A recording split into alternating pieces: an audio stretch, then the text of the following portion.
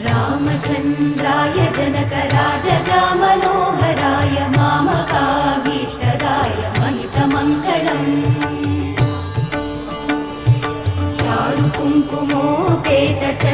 चारुकुङ्कुमोपेतचन्दनानुचर्चिताय हारकटकशोभिताय भूरिमङ्गलम्